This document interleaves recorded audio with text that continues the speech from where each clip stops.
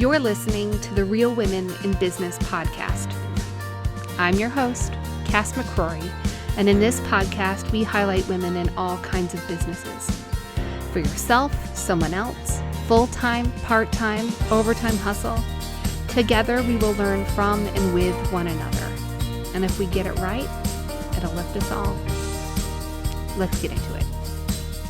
Friends, I'm so excited to introduce you to Kerri Mulqueen today. I've known Kerri for a very long time, and we got into things in this conversation that I had no idea about, and I'm endlessly grateful that I got to learn. Kerri shares some really amazing insights on being a teacher and an educator and now teaching educators. And this lesson that she popped up, I don't want it to be buried in this episode. She talks about the empowerment that comes from learning. And it's a really moving part of our conversation, and I think it's going to change so much about how I see things. Kerri's also a mom to two really sweet little kids, and Desmond, her 6-year-old, has some food allergies, and she gets into the nitty-gritty about what that experience was like and how she's dealt with it and how she acts as an ambassador, not just for her son, but to model what it is to be an ambassador for oneself. And it is beautiful. I can't wait for you to listen. Let's get to the show. Kerri and I have known each other for a very long time, 13 years, which seems insane. And I think I've met you in real life twice, maybe 3 times. Maybe 3 times. Maybe 3 times. But in this entire span of time, most of it we've lived very far apart, and we've kept up on social media. And that makes me grateful for social media. Me too. Kerri, I'd love if you would share a little bit about who you are and what you do. Sure. So I am an assistant professor of education at Manhattan College in the Bronx. This is my second year coming to a close as a tenure track academic. I've been working in higher ed full time for the last 4 years, and in my previous life before this, I was an urban high school English teacher and administrator, assistant principal, summer school principal. Kind of did lots of different phases in the urban education game. Now I'm trying to do my best effort at preparing the next generation of impactful urban educators by teaching classes in adolescent ed. I teach things like adolescent literacy, methods and curriculum for high school teachers, things of that nature. And then I also work as a clinical field placement coordinator for my college, which means that I set up the site schools for all of our future teachers to get classroom experience while they're still college students. So that's my work side. And my personal side, I have 2 amazing little people who are very demanding, but they tend to make all their demands worthwhile. I've got a 6-year-old named Desmond who is definitely well on his way to being president because he is very, very directive in what he would like everyone to do, and he's got clear policy ideas for how to make life better. He's 6. He's finishing up kindergarten. Kindergarten graduation is 2 weeks from yesterday, which blows me away because I feel like I just had him sometimes. And then I've got a little girl who's 15 months old. And as I was just saying to Cass, already talking to us and telling us all kinds of things in the morning. Could be because her brother never stops talking, that she's getting on that train early herself. So those are the two very demanding sides of my life right now. I'm trying to make tenure, which anybody who is in academics knows that's the name of the game for calling yourself a success. And on the kid side, I don't know what exactly the benchmark there would be for calling yourself a success. I guess the kids being happy. So I'm working on that too. Yeah, I love that you talk about that piece of it. This is what success looks like, and the kids being happy. That's such a great measure of success, right? It's not how fluent are they in 2 different languages and all of these other milestones, and it's not how many soccer practices did we get to on time. It's, are they happy people? Well, then we're doing it right. Yep. Yeah, I love that you definitely represent that for me, and I love how you showcase that for other people. You're an amazing model in that way. I'm really curious. I know you've really dedicated your entire career around urban education. Tell me about why that's so important to you. Well, I'm a city kid. I grew up in Queens, New York. So, the city is my home, but, I had a different, I had two parents who were working class parents. My dad was an immigrant from Ireland. My mom was born in the city to two parents who were immigrants. And my dad was a porter and a doorman and a bartender and eventually a commercial building superintendent. And then my mom was a registered nurse. So I grew up in this household where everybody worked all the time. Like my parents never said no to any overtime they were ever offered. It was a very classic kind of immigrant upbringing in that my grandparents lived in the house with us. My mom's oldest sister lived in the house with us. So there was like a rotation of adults, which meant that my parents were free to work as much as they could. And there was always an adult who was family there to take care of us. One thing that's very, very different with my life now versus the life that I grew up in is my parents never, and I mean never ever, paid for babysitting. Like there was never any outside care. There was no daycare. There was no nannies. There was no babysitters. There was just grandparents and aunts and then older sisters and older brother. And that was how everything got managed. So my parents, although they were working class, they were also pretty religious, very typical of Irish immigrants. And they sent us all to Catholic schools. So I went to Catholic school from, K to 8 and then Catholic high school and then off to college. I didn't really have a lot of exposure to anyone who lived in a different socioeconomic bracket. Most of my peers in school, their families were the same as mine, working class, but striving and putting all that money into Catholic education. And then as a dewy-eyed undergraduate, leaving college with my first degree, I was trying to decide what I wanted to do. All I wanted to do was be a writer. I was going to write the next great American novel. So while I was sending out applications to grad school, I put myself on the job market as a teacher. So it was a different kind of an era at that time, whereas now you really can't get a job in New York City if you're not a certified teacher. But back then you could. I put my resume out and I ended up interviewing for a job at an inner city high school. And I thought I'd just do the job for a year while I waited for my graduate school applications to go through so that I could go off and do an English grad program that would allow me to basically write a novel as my thesis, which was the idea that I had in my head.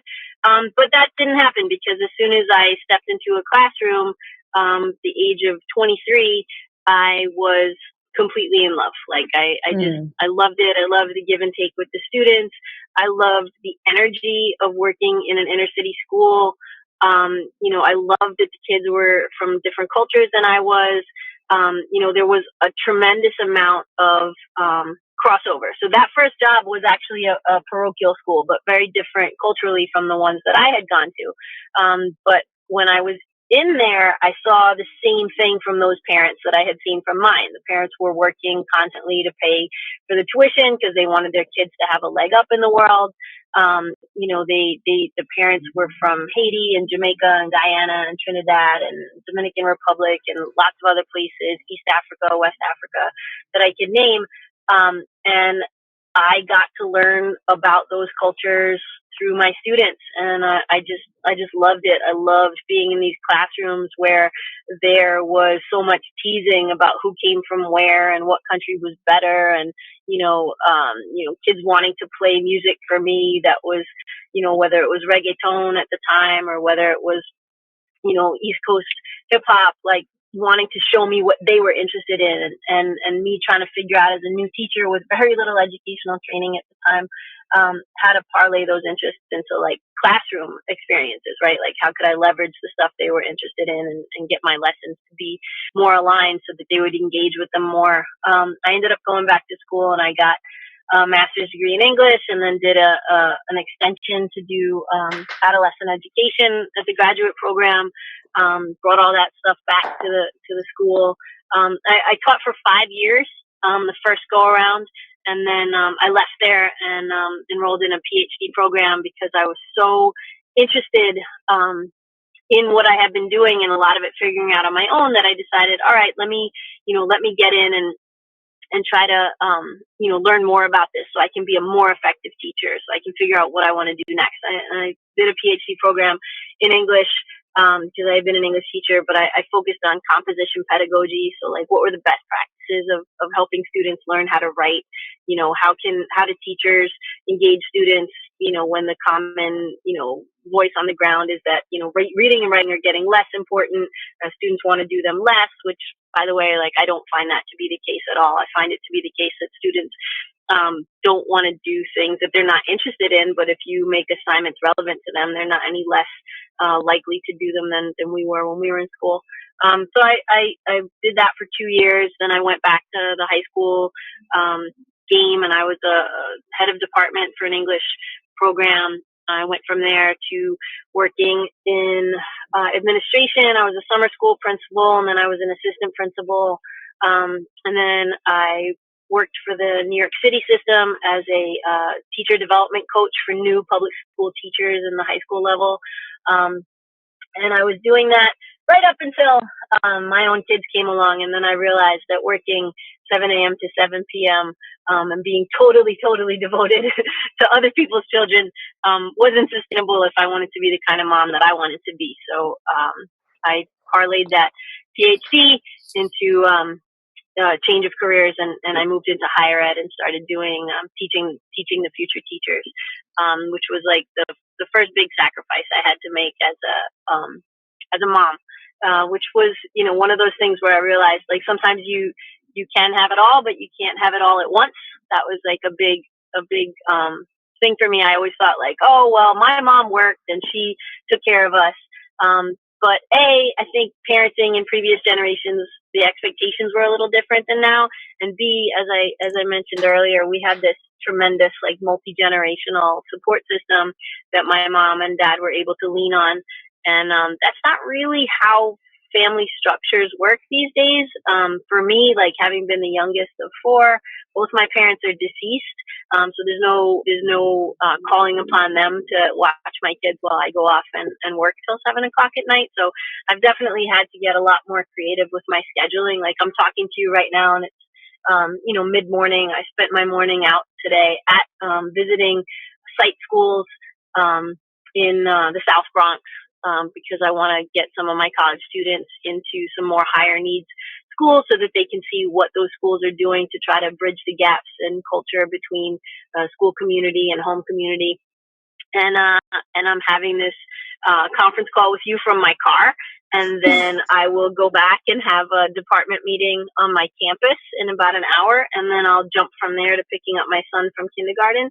So, definitely creative scheduling has been a big key to my balancing career and parenting. Yeah, I think anytime I talk to someone and they're like, they have this amazing support system of free caregivers, I'm like, wow, that sounds dreamy. That sounds really good. I agree.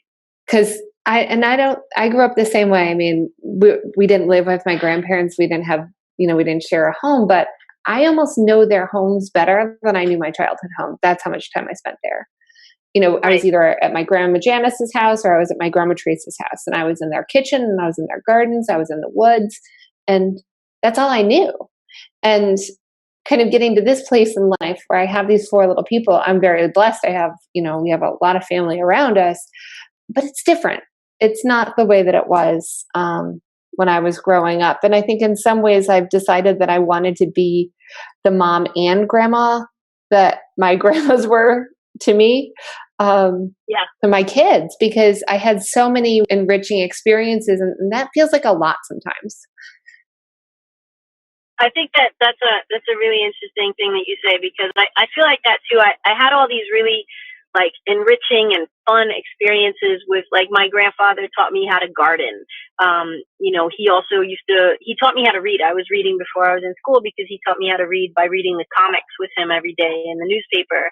And my grandmother, we used to pray together in the mornings, and she would make me she knew exactly the kind of little breakfasts that I liked, and she would make those for me. And then when I got a little bit older, I had siblings who were 12, 12, 13, and 14 years older than me. Like, I was much younger than them. So sometimes they would be the ones picking me up from school and taking me home. And if I was with my brother, I might be watching NCAA basketball on TV and like trying to reenact the moves. And if I was with my one sister, we'd go to the movies and then sneak into another one, and we'd spend 6 hours at a movie theater. And if I was with my oldest sister, she used to take me to the campus of the college where she worked.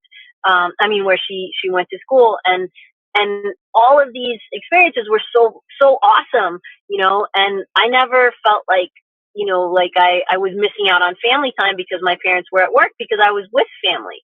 But I didn't have those kind of experiences with my parents as much, because my parents were, hard at work supporting all of us. And kind of what you just said, like, of deciding you wanted to be both the parent and the grandparent, I very much feel like that too. Like, I want to be the one who takes my son to the movies to see Detective Pikachu, and I want to be the one that knows, what my daughter's favorite, little snacks are, so that I can, have them in the house for her. Like, but I am also, in need of being the one that goes out and support the family too. And it can feel like quite a lot trying to be all those different people in just one body. Yes. Oh, I need to exhale on that, because I feel really seen and heard by the way that you just framed that. And I feel exactly the same way. It feels heavy. It feels like a lot, and still completely worth it. It does not mean that I don't want to continue to do it. And it's not even like, I think sometimes, if I'm talking to somebody that maybe isn't in the exact same space or in a similar space or hasn't been there, it can come off like, I'm not complaining about this. It's not that. Right. I'm not just complaining. An acknowledgement. It takes effort. Exactly. Yeah. I'm curious if you had this idea of the kind of mom you wanted to be, as you're pregnant with Desmond, you've got all of these ideas. What was the kind of mom that you wanted to be, and how is it different from how you are today? That's interesting. I don't know if I've ever thought about that question quite the same way. I'm not sure what I pictured. Like, I feel like my life with Desmond and Iona is so immersive that it's almost hard to remember what it was like before I was breathing this air. Like, I can remember being pregnant, and I can remember all the anxieties that I had, and some of them about, like, how could I be the kind of mom that I watched my sisters being, for example, how committed they were and how much they, put themselves out there for their kids, and like how could I love someone that much? And then, then the baby comes along and you're just like, oh, like this, like, just like this, like it just kind of takes over your whole self. Like, I almost feel like an entirely different person since I became a mother, because I don't like feel like it's a sacrifice to spend as much time with them as I do, because I want to, because being with them is my favorite place to be. They're my favorite people to spend time with, and that's a really interesting thing. I never thought about how early in their lives they are really just little people with their own personalities and their own little quirks and their own endearing habits, and how early that starts. I mean, they might be larvae for those first couple of delicious months where you're just kind of getting to know them, but by the time they're 1 year old, they have personalities. Like, my daughter is 15 months and she's so different from her brother, raised by the same people, but so different. And I find that kind of just amazing how early those personality traits are already there and already presenting themselves. What kind of mother am I versus what kind I thought I would be? Like, I thought a lot about, like, I'm going to make sure that my son is, when I was pregnant with him, like, I'm going to make sure that he's socially conscious. Like, I'm extremely kind of tuned in politically, and I'm, very, very concerned about issues of social justice. And, like, I teach a lot of things to my students about, positionality and intersectionality and supporting other people and letting them support you, and looking at issues of oppression and privilege, and how can we make the world a better place than the one that we found. And so I thought a lot like, I'm going to make sure that my son is aware of the world around him. He's going to be socially conscious. He's going to be intellectual, and I'm going to give him exposure to all kinds of different things living in New York City. And then it turns out that most of that is by osmosis. Your kids spend time with you, and so they become curious. They ask questions. You bring them to spaces that are the spaces that you're interested in, and so that stuff comes easily. The stuff that I didn't expect is like me getting interested in the world of little people. Like there was the year that my son was he was 2.5. There was an article in Time Out New York, which is a magazine that I love. They had the 25 best playgrounds in New York City, and I wasn't teaching that summer. It was most summers I usually teach at least one class, but that summer I didn't. And he and I went and visited all 25 playgrounds in the city. And so, like, if you had asked me before I was a mom if I would have enjoyed spending my time doing something like that, I'm pretty sure I would have said no, but it was awesome. It was so much fun. And even at 2.5, like, he was so excited and so into like going to the different parks and, like trying out all the different things. And, he could tell you which ones he liked and which ones weren't anything special. And then the other thing that my friends don't tease me about anymore because it's normal to them now, but like I was like the opposite of like a domestic goddess, like I wasn't like, I was more into like takeout and hang out than I was things in the home. And then when Desmond was 6 months old, we found out that he had food allergies, and that really took the wind out of the sails of eating out for the most part. And I had to learn how to cook because I had to make things for him that were safe. So, he's allergic to a lot of stuff. He's got a really varied allergic diagnosis. He's allergic to dairy and eggs and all nuts except for almonds, and he's allergic to sesame, and he's allergic to a whole bunch of legumes like green peas, lentils, chickpeas. So that's a lot of stuff, and it can get exhausting trying to get anyone else to make things that are that we feel comfortable with him eating. And he's, when he was a very small baby, he was hospitalized with an allergic reaction. And so I started out with baked goods. Like I started to learn how to do vegan baking. Turns out like I'm pretty good at it. And I have like a whole suite of recipes that I can do now. And then I moved on to experimenting with lots of different, family meals that are also allergy friendly. And like now cooking is one of my favorite things that Des and I do together. Like we do everything from like we bake bread, we make cookies and brownies and cakes and pies, and we make vegan macaroni and cheese, which is one of his favorite things. And I make like an avocado fettuccine Alfredo, which is cheeseless, and like a whole, I could name on and on, eggless French toast, all kinds of stuff that we make. And like cooking with him is like one of our great bonding experiences. And like my kids eat really, really well, and we do home cooking like 6 days a week. And so it's like been a big thing that changed for me as a parent because of who I parent. And when it first was happening, my friends were like, "I cannot believe you bake bread." But now I bake bread all the time, so it's become common.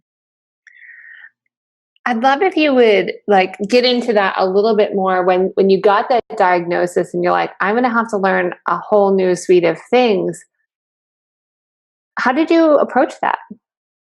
Because I know that I know you to be very like thoughtful about things. And so I'm curious how you approached it, because I think other people would really benefit from that.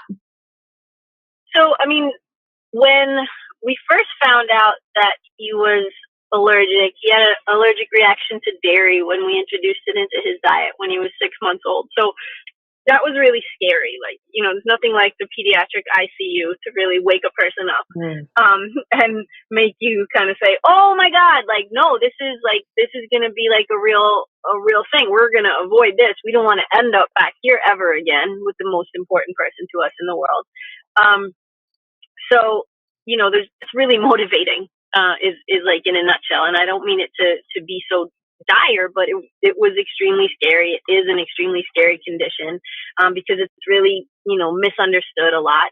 When we were first took him to an allergist and they did some testing and we found out that he was allergic to quite a number of things, we were overwhelmed. When I was given, the idea that he had to avoid all of these things until further notice, and that there was life-threatening, complications that could occur if he ate them.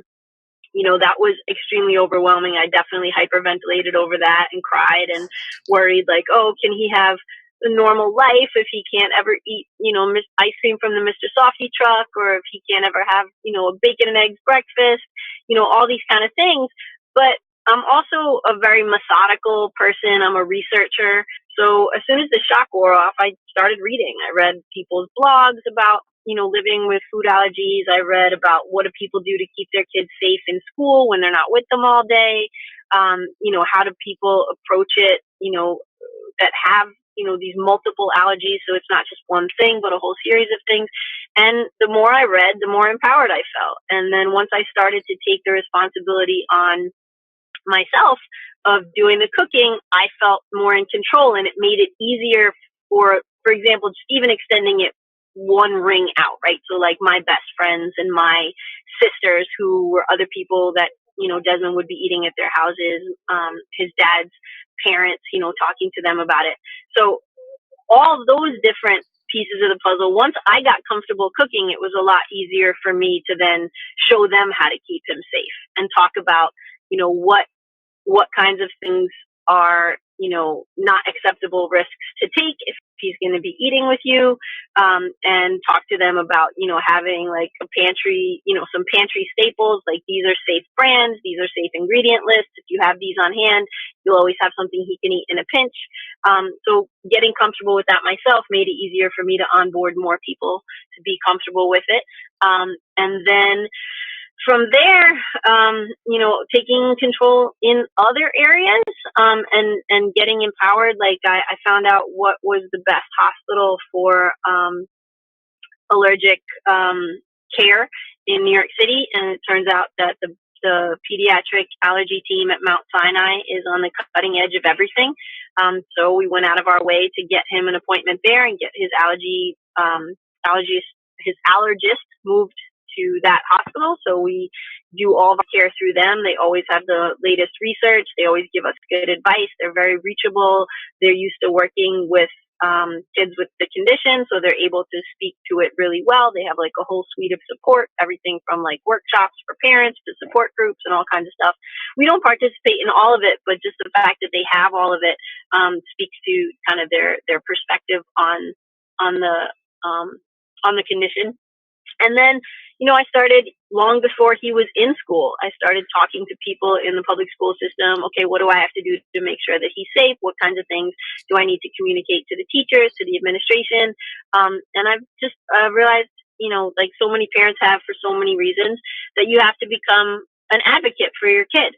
So whether your kid needs, speech therapy, or whether your kid has anxiety, or whether your kid has food allergies, like if you become really well versed in what that means and what they need, and you are, very forward and very informed, speaking to others that are going to be involved in their lives and that are going to have a role to play, it goes a long way. Like before the school year starts, I request a meeting with his teacher every year. I've been doing that since he was a 3-year-old going to nursery school to now he's going into first grade in the fall. I meet with the administration. I meet with the teacher in advance. I talk about exactly these things: what's safe, what's not, what's risky, so that they know it. I offer to give EpiPen trainings to the school communities if they don't have them. Although in New York City, all the school nurses and most of the school teachers have had training in that, which is a good thing. And we kind of also do just like little fail safes. Like stuff happens, they'll have a party in school, and most of the time a teacher will send me an email in advance and say like, oh, it's so-and-so's birthday on Friday. Like make sure you send a safe treat for Desmond, because I would never let him eat homemade treats from another family's house. That's just way beyond the risk tolerance that we could possibly have. I don't expect other people who are outside the family to do the kind of ingredient and label reading that we do. So like most of the time I'll send in a safe treat, but what if they forget? So one of the things that I do at the beginning of the school year is I buy a couple of BJ's Costco sized boxes of things that are safe for him. Like for example, with his allergy profile, Oreos are safe. They're like a treat that he can always have. They're really common. They're not like a thing that, is unusual or hard to find. So I'll buy a couple of boxes of those and we stash them in the classroom. So if there's a party that's unexpected, if the school is giving out treats, he doesn't have to be the kid without one because there's something there for him that's special. I also buy the giant box of baby wipes. And I have, for 3 school years so far, and I'm assuming it's going to continue for a while, I ask the teacher to have everyone wipe their hands down after they come back from lunch, because if someone's been eating cheese sticks or yogurt, when you're 4, 5, 6 years old, kids are messy and they'll be touching all the desks and touching all the pens and the crayons and all the stuff that he's going to use also. And while, that's low risk, it is still a risk, and he doesn't need to be uncomfortable in his classroom if it can be mitigated by everybody just using hand wipes. So rather than ask the school to provide those, I provide them. So just things of that nature help with my comfort level, but I find they also help with the comfort level of other caregivers because they've been given clear parameters and they feel like they're able to participate knowledgeably in caring for him.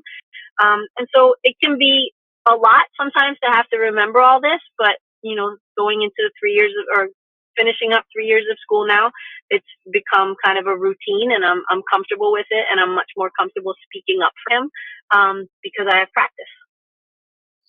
I think that is all of that is just incredibly valuable advice for a parent that's going through a similar situation, but for really any parent, how do you stand up for your child? How do you become an advocate for them? And then how do you really benefit from the empowerment that comes from learning about something greater? And when you... Right. And I don't mean to interrupt you, but just one thing I would say there is that I know there's a lot of fear in a lot of food allergy families. Like I've met lots of other food allergy families, both online and in person.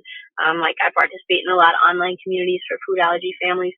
And there's a lot of fear of letting your kids do things. Like I've heard of people that don't travel with their food allergic kids, or the family doesn't travel at all because it's just too much trouble, too much, fear, and, how can they keep them safe, et cetera, et cetera.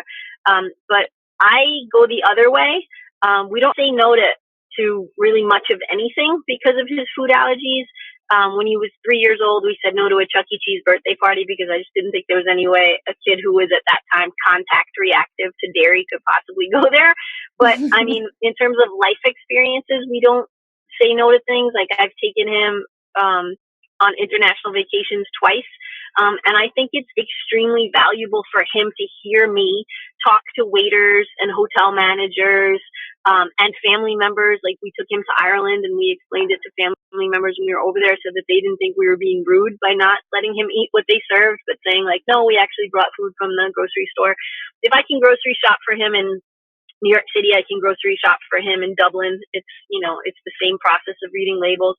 And I think it's extremely valuable for him to see that he can do anything, but it just takes more preparation and more advocacy than it does for someone that doesn't have food allergies. And that's okay. Like, I don't know, for me as a grown-up, it took me a long time. I don't know whether it's coming from the working class or whether it's being a woman. I'm not sure, but I feel like I was socialized to not ask for help in my life. And now with him, like, for him to stay safe, we have to ask other people to work with us.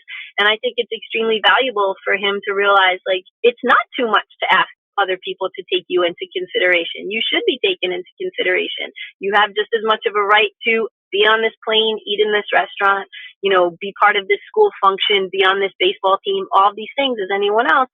And if they have to take one extra step in buying a brand that we recommend, or in, kind of being okay with you eating a meal that you brought from outside, like, that's okay. And we're going to ask for that. Like, self-advocacy is important. You have to respect and love yourself. And I think that's a message that he's getting because of, seeing us advocate for him.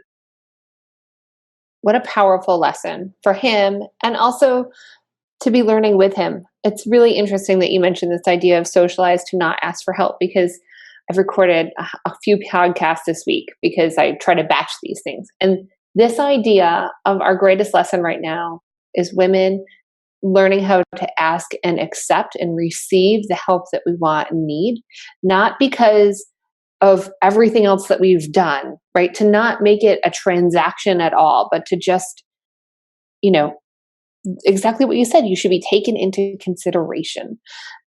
Right. That is like, that feels like that's our work right now as women. Yeah, I fully agree with you.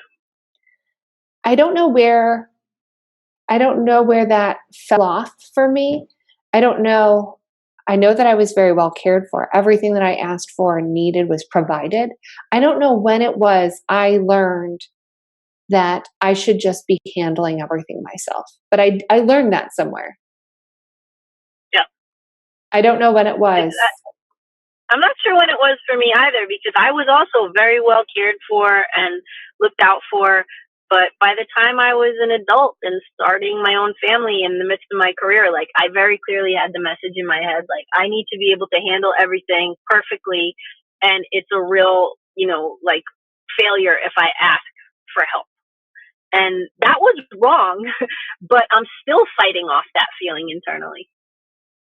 I think for me, and I'm just realizing this, and like there are tears streaming down my face, so that's real. I think it was when I got divorced. I think that there was a lot of fear for me in that moment where it was like, you need to be able to handle this all yourself or you won't get to. That's powerful. Yeah. I think that's when that happened for me. All right, that's kind of vulnerable, but yeah. All right. You mentioned something else that I want to get back to. Sure. In the lessons that you teach your students today, it's around supporting people and accepting support. That was one of the things that you listed, and like a number of things that I wanted to dig into. But this idea of how because in so many ways, we're all teachers, we're all educators to those around us and to our kids and to our coworkers and everything. How do you teach that? How does one learn that? I think you have to model it. Like, I really don't think there's any way to say that and have it make an impact. So some things that I like to do, I tell a lot of stories from my early years in the classroom that are not flattering. Like, I talk about, totally culturally incompetent statements that I made, assumptions that I made that were disproven for me later. I talk about mentorship that I received that was a saving grace, and I talked about mentorship that I needed that nobody showed up to provide. And I talked to them about how seriously I take my role as a mentor teacher, because I was given both great and terrible mentorship along the way. There were situations where, people reached out to me. Like, at my first teaching job, there were two members of the English department, a senior faculty member and an English department chair, who just were so wonderful to me and really made me feel embraced and as if I was part of a community, and made me feel as if I didn't have to be perfect, that I could come to them. One of my best friends in the world came in and became a teacher at the same school about 2 years after I started there. And she and I, bonded. She tells a story all the time that, like, it was very early in her tenure at the school, and I, like, literally walked up to her in the hallway and said, "You look sane. Let me ask you a question." Because sometimes you're so overwhelmed by all the things that are, that are asked of you as a teacher. Forget about, inner city teacher. Forget about a new in career teacher. Just a teacher. The things that are asked of you sometimes can seem so crazy that you need a perspective on. Is it normal for me to do this, or is it normal for people to expect this of me? Is it normal for a behavior like this to exist in your classroom? Like, all of the million things. But, I just think it's super important that my students don't think I sprang up out of the earth with, 15 years of teaching experience and like a bag of tricks to draw from. So I tell a lot of stories that are not super flattering. I also bring guest speakers into my classes who are both older in career and younger in career than me. And, I also model for them the fact that even now, like, I'm a junior academic. So even though I was a senior teacher by the time I left the high school ranks, I'm now a junior faculty member at my college. So I talk to them about what that means. I think transparency is extremely important. How is anyone ever going to realize that it's okay to ask questions if they never see you ask questions? If you never pull back the veil and show them how you ended up in the position that you're in, they think you just showed up there because you were stamped on, on your degree when you left college, like, oh, she's earmarked for X, Y, and Z. Like, no, it doesn't happen that way. So like, I think transparency is important. I think vulnerability is important. As a teacher, teaching high school, like, people have said to me ever since I started doing it, like, oh my God, I don't know how you do it. Like, those, the so taxing, so trying that grade level, like, it's not. Like, if the two biggest things are, like, being willing to, and sincerely, like, not just to put on, but sincerely being respectful of your students and their point of view, and them as people, they will pay you back in kind. And then the second thing is being willing to keep learning. So that means keeping learning skills of the trade, of course, but also keeping learning from them. Don't think that just because you're the teacher and they're the students, they don't have anything to teach you, or that their families don't have anything to teach you, because they do. Yeah. A question that we always are asking at my house and at work is, what's for us to learn here? Like, in the hardest moment, it's, how do we stop reacting and respond by looking for the thing to learn? Because, yeah, that's a great question. Yeah. I think if we are looking for that, then we can be really kind and authentic and be all of the ways that we truly want to show up with intention. And if we don't do that, if we're not looking for the learning, if we're not modeling it, there's no chance anybody's going to get there. Right. Agreed. If you were to give some advice to that doe-eyed college graduate heading into the city schools, knowing what you know today, what would you say to her?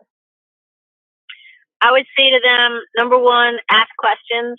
Ask the kids, ask their parents, ask your administrators, ask the teachers in the classrooms around you, ask the school safety staff, the cafeteria staff. Like, if you want to know something, if you want to know about the community that you're in, you have to ask. And speaking of community, like, don't be someone that drives in, pulls into a parking lot, teaches, gets in your car and leaves. Like, walk around, on nice days when you have a prep period. Like, go take a walk if you can. Get a sense of the place. What do the kids see when they're walking to school, right? Maybe you can use that in your class one day to make a connection for them. Are there places where you can engage with the community? Those are things that we overlook, but they help in two ways. They help your students to see you as an ally, which means they're going to work harder for you across the board.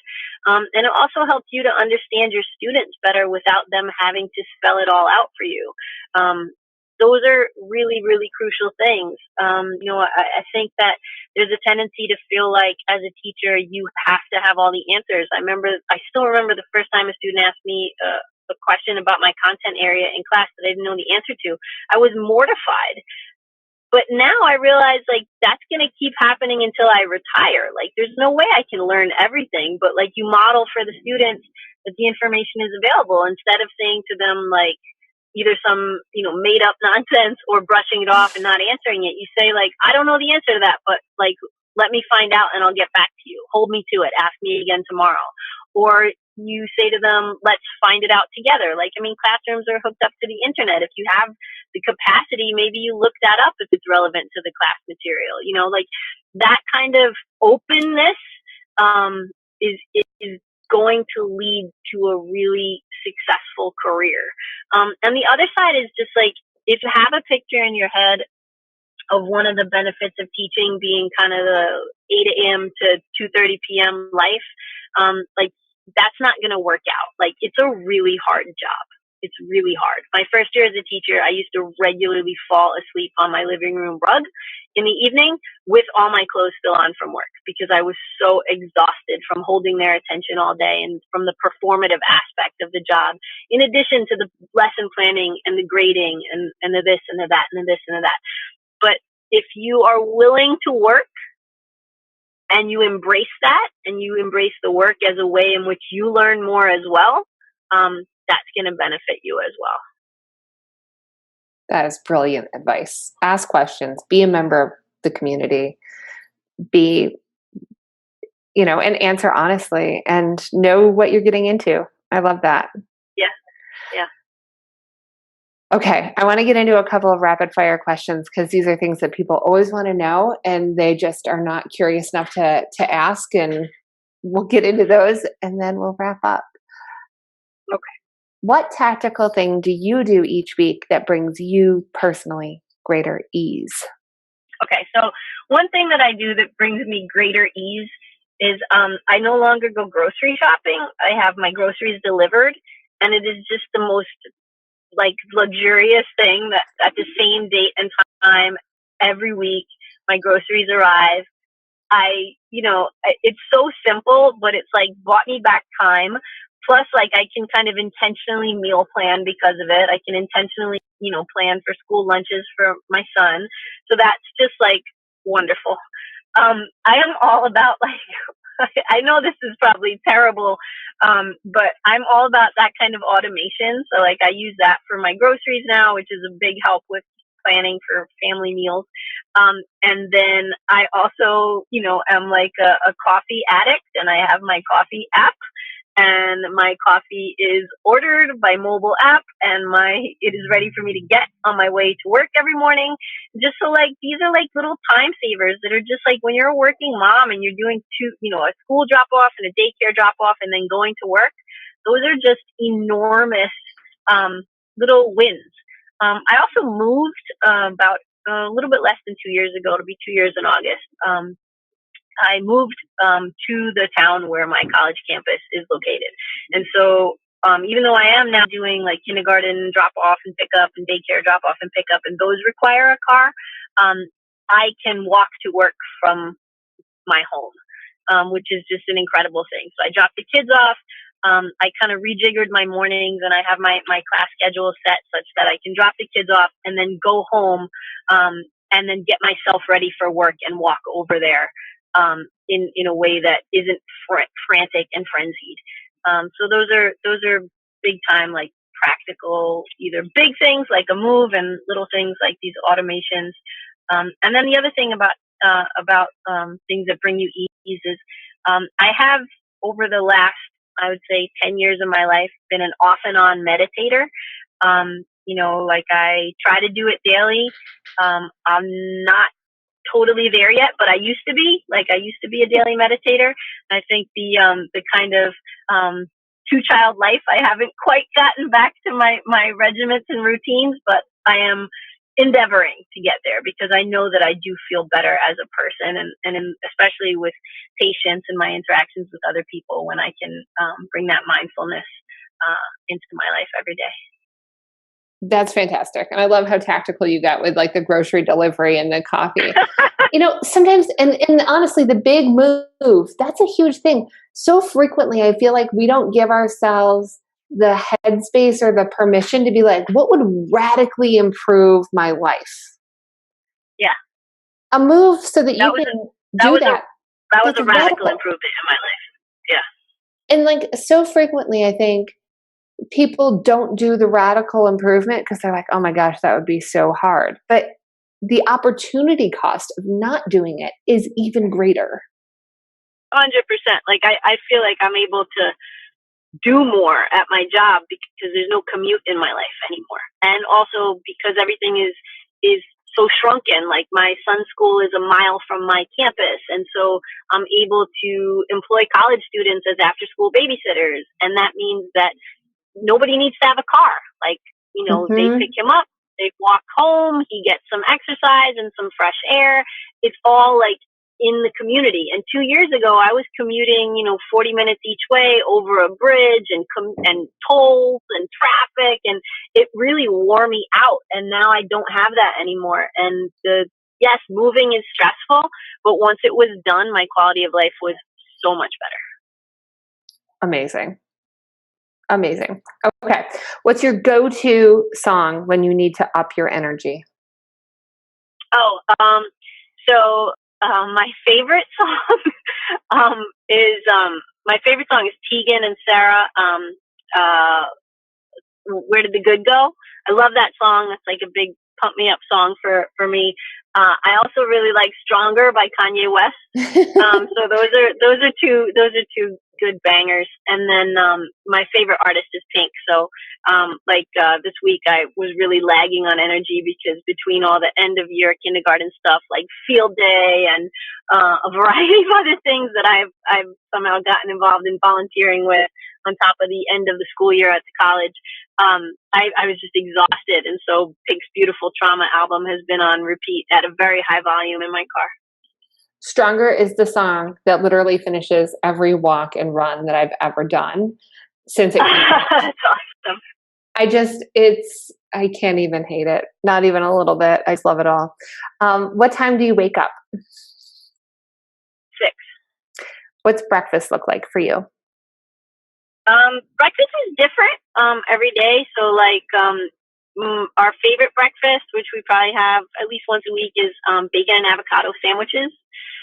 So me and Desmond eat bacon and avocado sandwiches. Iona eats a deconstructed one, which means she gets sliced avocado and bacon and toast, but it's all in pieces. I make allergy-friendly oatmeal cookies. So they're not really cookies. They're just breakfast cookies. I mash 2 bananas. I throw in maybe 2 cups of Quaker oats and then a handful of chocolate chips and a little bit of honey, and just whip that all up in a bowl into a batter and drop it on a cookie sheet, put it in the oven while we're getting ready for school and work. They cook for maybe 25 minutes on 350, 375 sometimes if you want them more brown, which is how I like them. And then they're like a go breakfast. So we can take them and eat them in the car or eat them while we're walking the dog in the morning. That's they're super healthy, but they feel like cookies. My kids think they're cookies and they think they're having cookies for breakfast, and that's awesome. But really they're having bananas and oatmeal, which is a win for everybody. And then on the mornings when we're pressed, we forgot to do my son's homework for kindergarten last night because it's the end of the year and even mommy is checked out on homework. So we got up super early this morning, but instead of having kind of time to, do anything for today, we had to make up last night's homework. So today we had Eggo waffles in the morning. So breakfast can be different things depending on the day. Love it. Are you a morning person or a night owl? That is a really excellent question. So I spent my entire life as a night owl, but in the post-baby number 2 life, I am a morning person. So I can no longer, I mean this 100%, I literally cannot stay awake at night anymore. So I am asleep lots of nights by 9 o'clock because my son goes to bed at 8. And I read to him every single night. And my daughter goes to bed even earlier than that. She's an incredible sleeper. She goes to sleep between 7 and 7:30. He goes to bed at 8.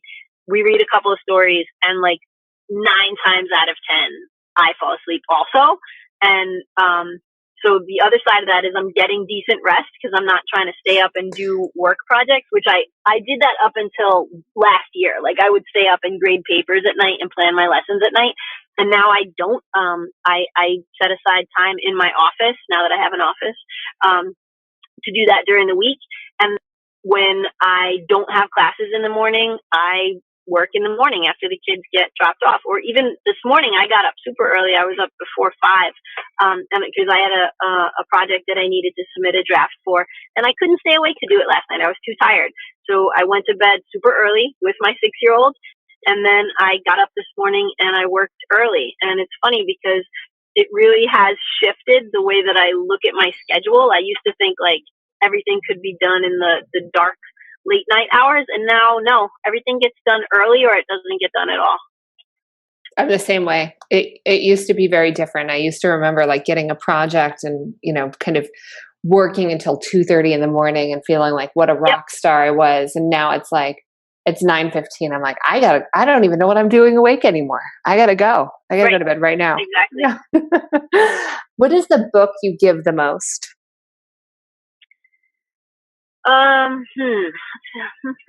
So I'll give you a fiction and a nonfiction. So the book that I give out to literature heads, people that really want to, read something great, is Junot Diaz's The Brief Wondrous Life of Oscar Wilde. I just think that book is one of the most nuanced, layered pieces of amazing fiction and cultural commentary and, great conversation starter on gender roles, a million things. Just an incredible book. Then for people that just want to like get some perspective on life, there's a Buddhist nun named Pema Chodron. So she's a Westerner, and she became a Buddhist nun, and has this whole second life after having been a wife, a divorcee, and a mother of grown children. And now she is like an incredible mindfulness educator. And her book, When Things Fall Apart, is just absolutely exquisite. Awesome. Oh, and I'll also say that if it's a teacher who's looking for a book, there's a collection of essays by Lisa Delpit called Other People's Children that I think is a great primer for people that want to be teachers on how to take the job seriously. Awesome. What can someone do to help you feel appreciated?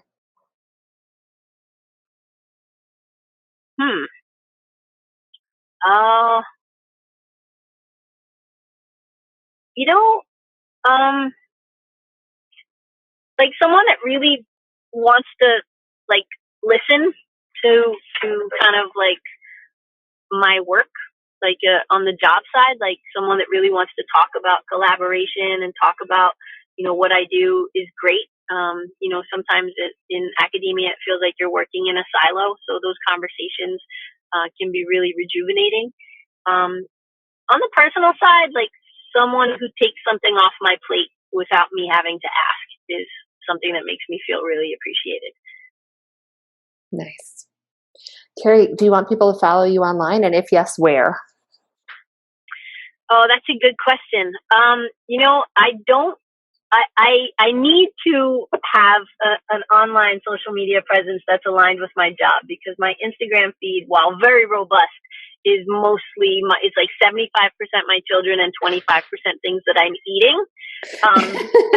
So, it looks really good. So I would say I don't really have any way to direct people online. I have an Instagram handle, which is at Prof, P-R-O-F, Mulks, M-U-L-Q-S, that I plan to be the space where I do social media postings that are about me professionally. But it's super dead. It's got like 3 posts on it. I have to work on that. All right. Well, maybe that can be a summer project. That sounds like a good summer project. Kerri, thank you so much. I'm just so grateful that you agreed to do this podcast and that you shared so much with us today. It's meant a lot to me. Thank you. Thank you so much for inviting me.